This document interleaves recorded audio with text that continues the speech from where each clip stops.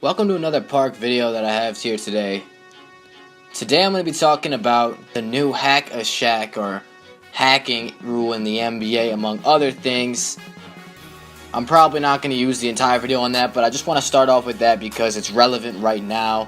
Obviously, as many people may know, the NBA has initiated, or I guess they've made a couple changes to the existing hack a shack rule. So basically, for those who don't know, there are a couple players in particular in the NBA that really struggle with shooting from the free throw line. I'm talking about percentages in the low 40s, high 30% range. And it's become a bit of a problem because instead of actually playing out possessions, teams will intentionally foul that player so that they can just shoot free throws, and therefore the offense won't get a chance to try and score. It slows down the game and it's not entertaining for the fans. This is why the NBA does something about it. But what I do know about this new rule is that, well, before this rule, you couldn't intentionally foul in the last 2 minutes of the fourth quarter. Otherwise, I think it would be like a technical. So one shot and the ball. I mean, it would be like that protocol, the technical foul protocol. Now, it's in the last 2 minutes of any quarter, you can't intentionally foul a player. Also, you can't foul a player before the ball is inbounded, then I think that's also a technical foul. So, a couple new changes to reduce hacking of poor free throw shooting players.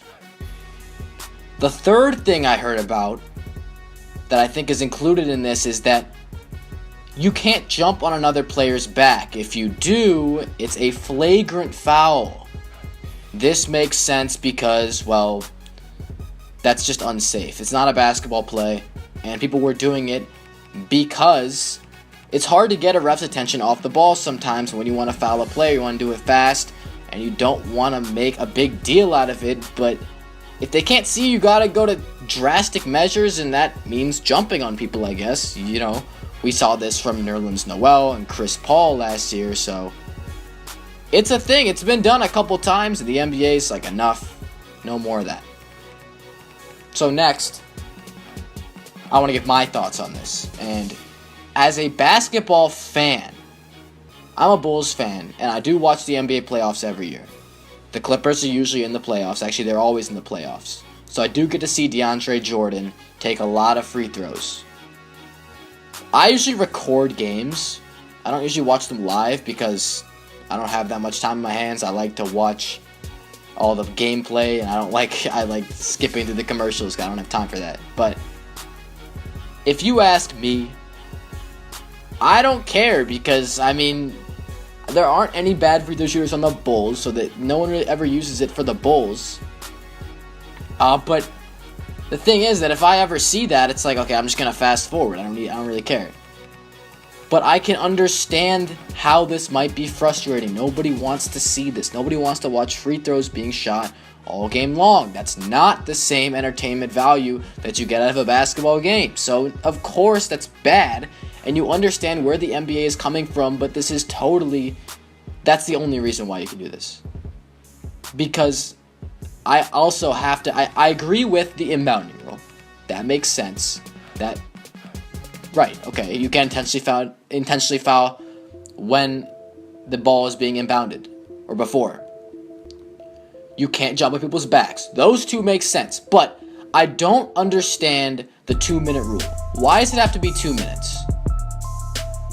Why are you rewarding players that can't shoot free throws? And I guess, yes, it's all about the entertainment value, but think about it like this. NBA players are being paid, as you saw the new salaries, tens of millions of dollars every single year. That's just in their NBA contract to play basketball. DeAndre Jordan is getting paid $20 million a year. Andre Drummond is getting paid something around that value.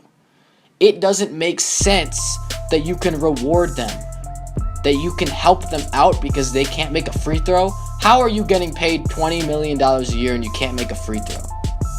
That's all you have to do. And it doesn't really make sense because it shouldn't be like this. It shouldn't be this hard to make a free throw, but it is for some reason. I don't know why. very confusing. Why does this happen?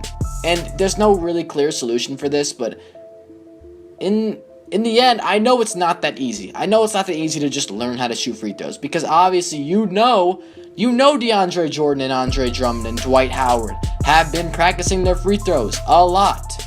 Why wouldn't they? Obviously they're practicing, so it doesn't make sense. They have professional coaches that have professional tactics that want to train them to be better free throw shooters. So they should be good free throw shooters, right? Well, I don't understand that. So it's obviously a problem. They had to do something. I just don't know if I like the fact that you make the 2 minutes, because that doesn't really make sense. Why 2 minutes? That's all. That's what I have to say about the basketball, the Hack-a-Shaq basketball rule. So, you know, it's whatever. It's kind of a big deal because a couple of the good players can't shoot free throws, but you know, it's whatever. So other things I want to talk about, especially in this video. Tomorrow I'm leaving town for a couple of days. I'm headed off to Michigan for a trip. So I think I'm going to be actually having videos coming out as well. I've been working on some stuff for you guys. A surprise tomorrow, maybe? Maybe? Yes, a surprise tomorrow is coming. New content. So that's going to be fun. And I'm going to be uploading hopefully daily when I'm on this trip. I won't be playing, obviously, but I have all my stuff pre-recorded and pre-commentaried.